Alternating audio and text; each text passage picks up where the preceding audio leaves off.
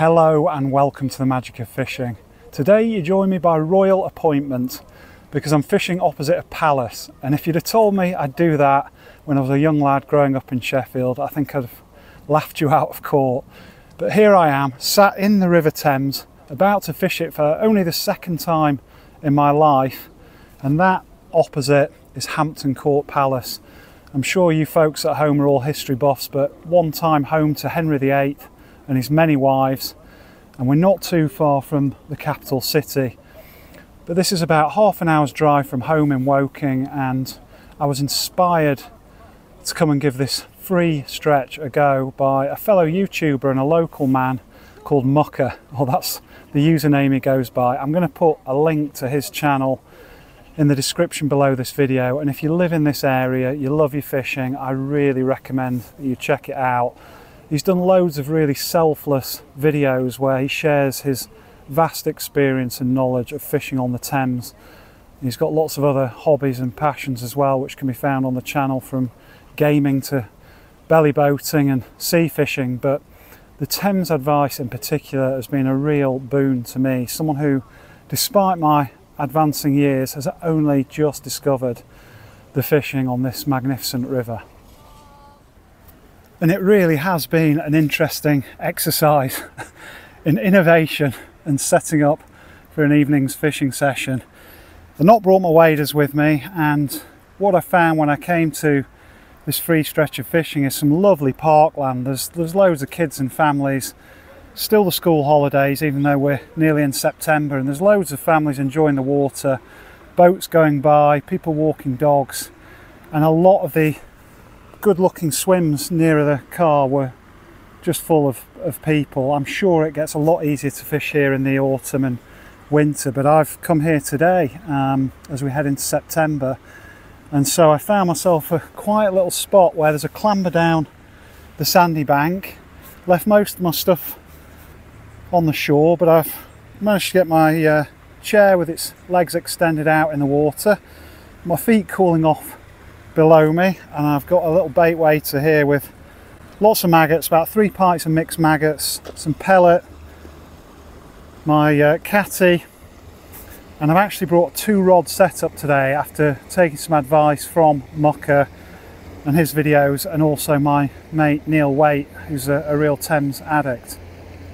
And the first of these 2 rods that I've brought with me today is this specimen style setup, really tough gear, hoping for a chance of a chub or maybe even a barbel on this sleeper rod. It's going to be on an alarm, and I've been advised to use some back leads that will pin the line down off the rod tip. We'll use a big heavy lead to cast out some boilies with some paste wrapped around it, a really big smelly bait, and the back lead should keep my line away from the many boats, both rowing and motor powered, that are coming past. But you know me, I like to fish for bites, and again, I'll put the link to the video that I've watched, but the advice is that this can be a nice stretch for chub, and if you feed maggots really patiently and consistently, little and often, for a good 2 or 3 hours, it might be possible in summer to get a few chub coming up in the water, pushing the bleak away, and possibly catchable on a waggler, which would be a dream for me. Chub on wagging mag, I'll be happy with anything today, but that's the target really, while we keep the sleeper rod out until it gets dark.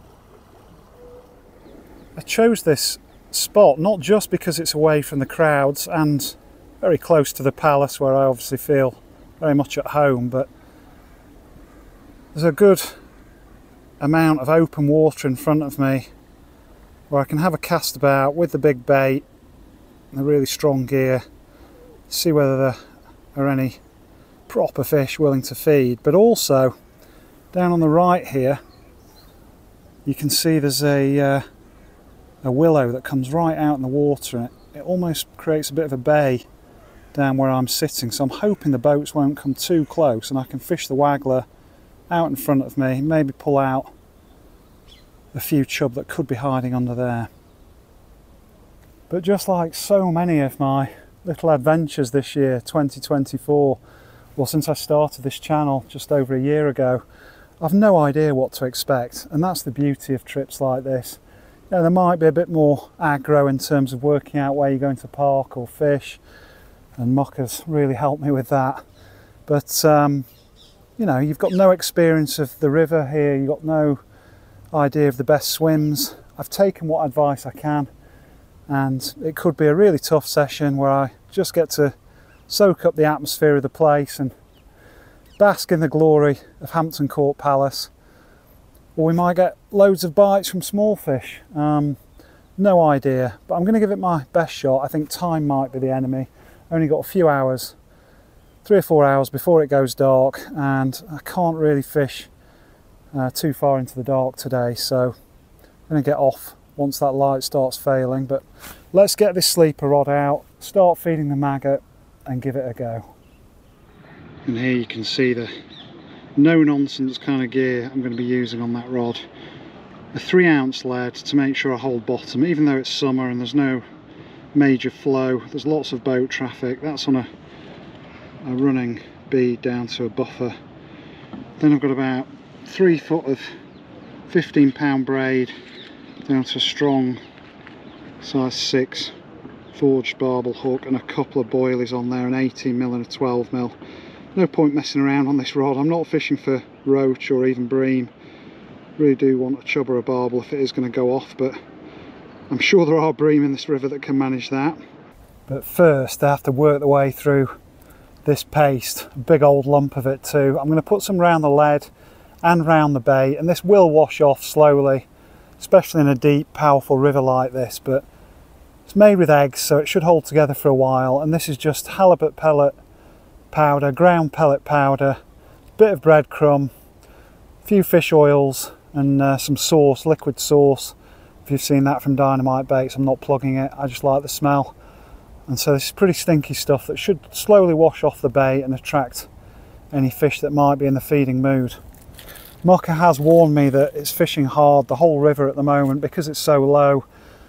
We're just coming into September, and it's been a warm August, pretty good months, but certainly in the southeast. And yeah, the water's very clear, the river's quite low and not pushing through. There's actually the river mole just upstream, and apparently when you're sort of fishing in autumn and winter and that's in flood, you can get some real nice muddy water coming out the mole, or the River Ember as it's called on Google Maps. I gather it's the mole. But that water mixing with the Thames is really what creates a great fish holding spot. We haven't got that at this time of year, but let's get the paste on, paste out, and then we can start feeding the maggots. Really sticky stuff, nice and homemade, cheap and cheerful. And the great thing about paste is you can wrap it around the hook as well, create a really good tangle-free, weed-free presentation, even if it does land in a bit of weed. Once that melts off from around the bait, should leave everything well presented.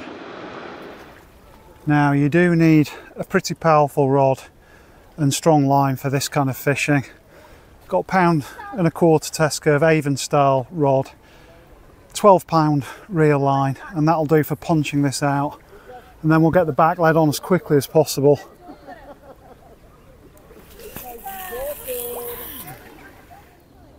So that rod's now fishing. We got the back lead on just as some paddle boarders were coming past, and that should keep everything out of the way of smaller or bigger craft. It's not really going to be a case of any sensitive bites on this. It's either going to rip off or stay there. Let's cast a good way upstream into the main channel, and that should mean it's out of the way of the waggler, even if we hook a fish. Now it might be time for a drink.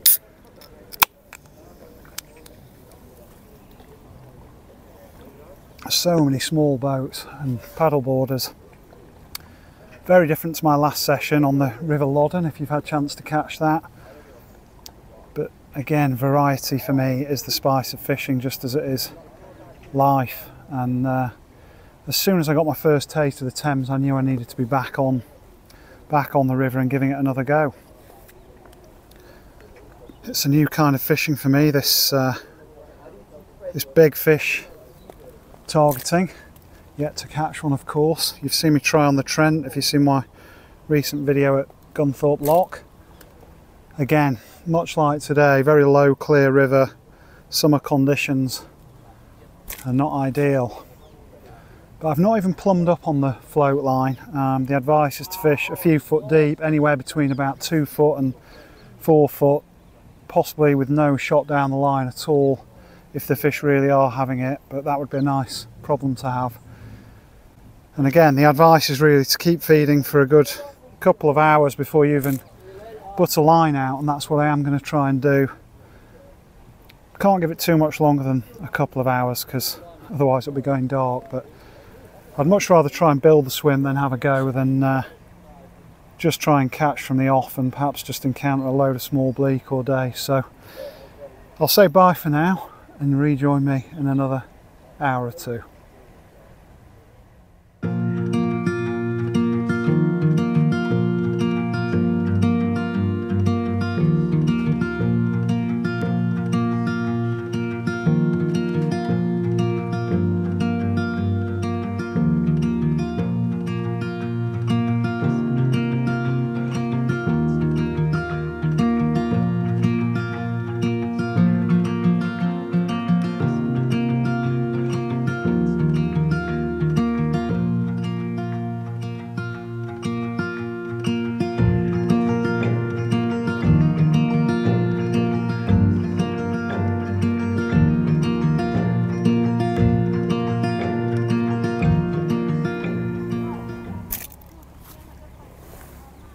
Welcome back. It may have been the blink of an eye to you folks at home, but believe you me, I've been sat here for the best part of 2 hours feeding away. The lights dropped a little bit and we are having these shorter days now. Still summer, still got my feet in the water, t-shirt on, but definitely shorter days. So with only a couple of hours or so left to fish, that's exactly what I'm going to do. Not seeing any signs of fish, big fish at least, taking any maggots, but I've not quite given it the full 3 hours prescribed by Mucker. Haven't got the luxury of time for that, but I'm still feeling confident there'll be a few fish there. And I'll just show you the setup and then we'll get fishing. Setup wise, we're talking an acolyte 14-foot rod, just a bit of extra length for trotting because it's such a big open river. Got a 3000 size reel with 5-pound float line on. That's a bit heavier than I'd normally use, but we're talking about a big river, possibility of a decent chub. So 5-pound low diameter float line, and at the business end I've got a VIII, Drennan VIII. It is an insert tip, but a nice fat tip, nice and visible and buoyant, but there's no wind today, and we're not trying to trip the bottom or drag the bottom. We're fishing up in the water. Got only a 4 gram bulk weight at the bottom of that to a float adapter, touch more bulk shot there to get it dotted right down in the water, and then so fishing about 3 or 4 foot deep to start. We can always come up in the water, size 14 with a couple of white maggots as bait, and the hook length is 4-pound breaking strain. And as always on a brand new river, brand new venue, no real idea of what to expect, but that was a bite. The float went under before I could even put any more feed in. It ducked again then too. Double white maggot on. That looks untouched.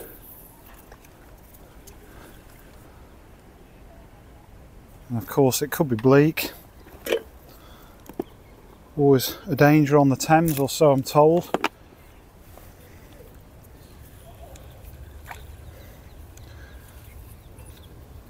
But whatever's down there, this is going to be action-packed fishing compared to just having a sleeper rod out there and doing a bit of feeding. Lovely to see a few bites. even if they are lightning quick. I'll get the hang of them before long. And there's clearly a lot of fish there. Whether they're any size or not is the question. But lovely to watch that float going down a river. I don't fish waggler enough on rivers. You might have seen one or two videos where I've done it, but you can't beat it when there's a nice steady flow, a bit of depth, and you're fishing at a bit of distance, where a stick float or a bollo is not going to give you enough control.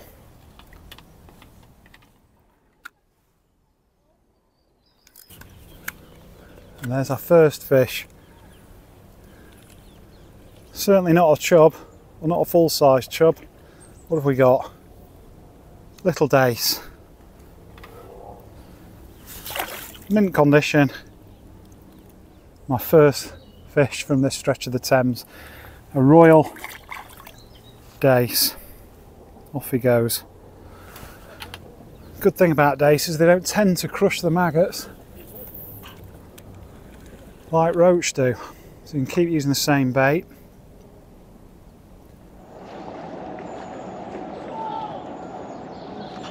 Oh, there's another. Very nice feeling in this depth of water and with this kind of flow. Smaller this time, but lovely fish on the float.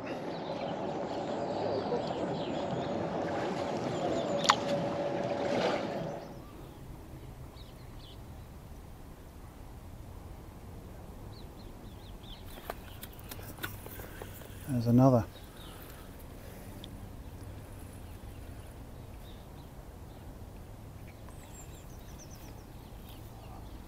With a little dace.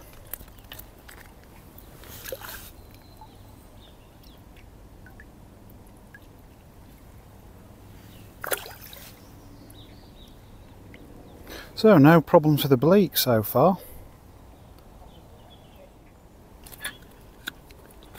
Another one.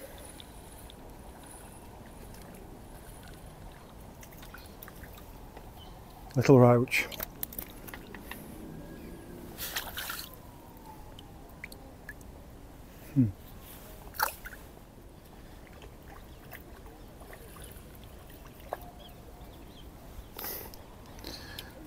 Another little dace. Thought for a second it was a chublet.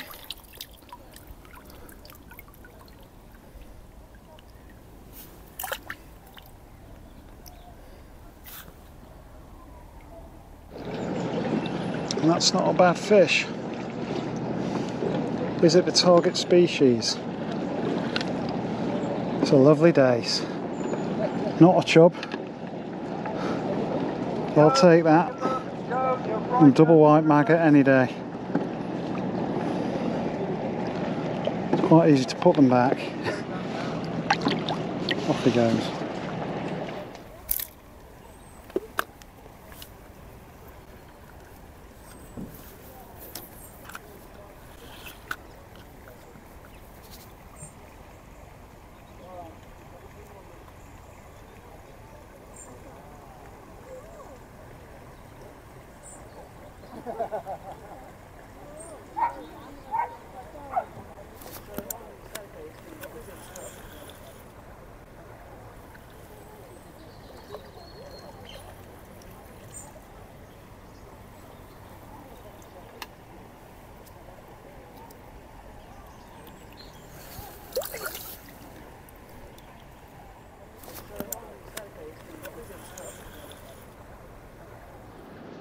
Better roach.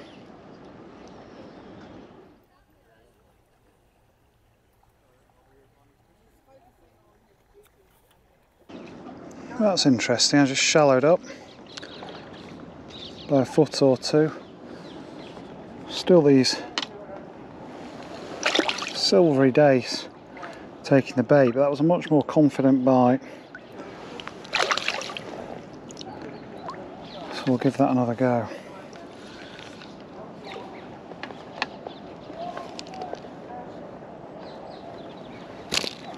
I was thinking I might actually need to go deeper to get better bites, but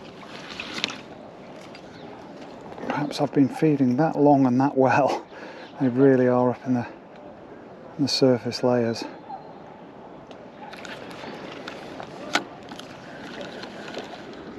And there is a famous, or infamous, Thames bleak. We might have to put a bit more depth back on again. There's another beautiful little baby chub.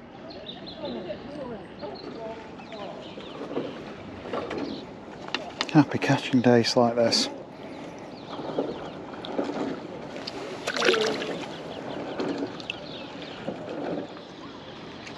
And that's a fish. Dropping the depth back down. Ooh, little roach. Come back already, but it's interesting just to keep trying depth changes. Try and work out where there might be a few better fish or even more confident bites. As a washing up bowl drifts past my rod rest. But always worth it when you're fishing shallow, feeding little and often. Keep changing that depth until you work out how to score the most.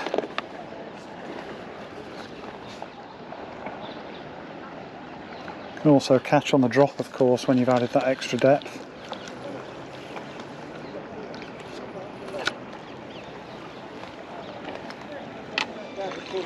That's another very next cast, a little deeper, plump little dace. Also a self unhooker. And that is another bar of silver on the drop.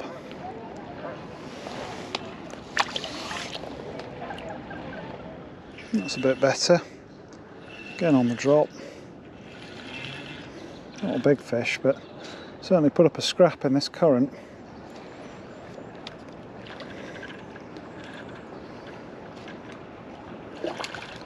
That's nice. Swing it in. And that, my friends, is our first chub.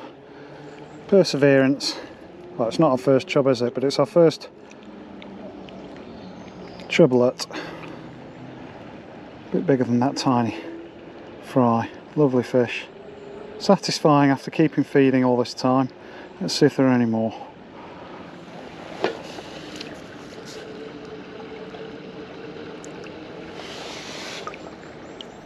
It's a lovely still evening. Still plenty of boat traffic, but it's not continual by any means. And tucked away down here on the water level, certainly had no interference from behind. Second bleak of the day. Whoa, they've certainly not been a problem either. And that's not a bad backdrop, is it? On the drop has definitely been the way to get amongst the fish. Little roach this time.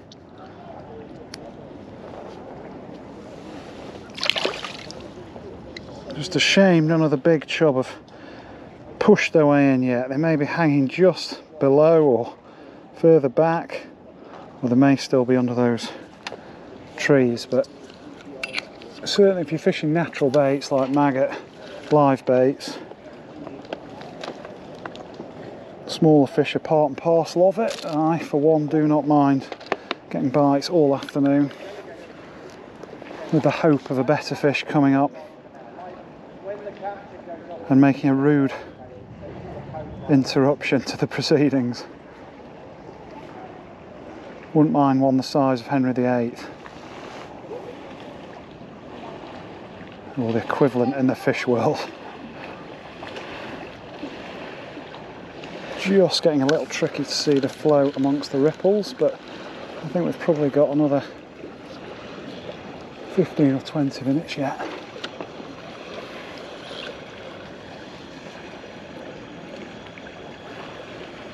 And as always, when I've caught plenty of fish and had lots of bites, I've run out of bait nearly. Certainly out the maggots. Part of the effort's to try and feed off the smaller stuff.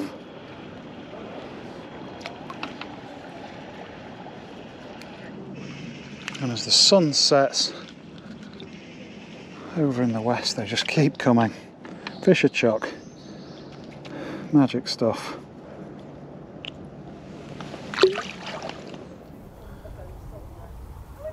couple have just gone in for a swim off a boat moored opposite, but most of the boats now, they're coming down with lights on or mooring up for the evening. I think I've probably got another 5 minutes or so of being able to see the float easily.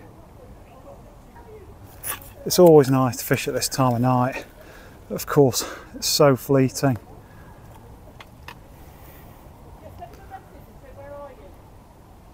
Bites have been forthcoming all day really, or sorry, all evening should I say, but particularly picked up in the last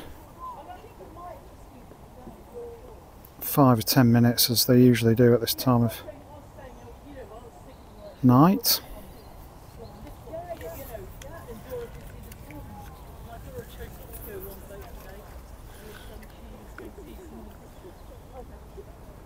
It's been a real experience to fish here for a few hours, my feet in the water.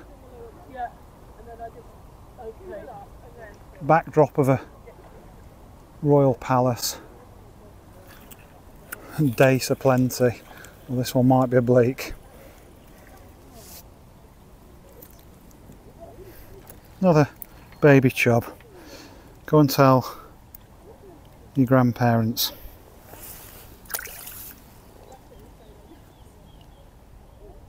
Well, the boats are still coming down the river behind me with their lights on, but I can tell you it's very nearly pitch black. And the last 15 minutes on the water really did take me back to childhood. A late summer's evening, me by the water, desperately straining to see a float in the gloom. One last cast, one last fish. And I did get quite a few more in those final few minutes, but nothing to write home about. And I think I probably struck at thin air more often than I hit a bite. Trick of the eye. So my quest for a better fish from the Thames goes on. Maybe it will be third time lucky, but the fact I've only fished this river a couple of times tells you how thin my experience is on this magnificent waterway, and I look forward to trying again and experiencing different stretches of the river throughout the autumn and winter.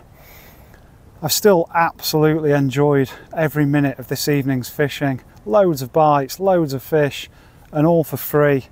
Thanks again to Mocha for pointing out the availability of this great fishing. And I'm so glad that I came down here and spent a few hours on an early September evening with my feet in the water and a few fish on the end of the line. I hope you've enjoyed it too. In fact, if you're one of the 70% of viewers who haven't yet subscribed to the channel, come on, surely now's the time. Hit that button, join this growing community. And to all you faithful followers, massively appreciate your ongoing support, and please leave me a comment, drop me a line. You know I love hearing from you, and as long as I've got the time and there's no emergencies kicking off, I'll always get back to you. So until next time, take care, and I'll look forward to seeing you again soon on the bank.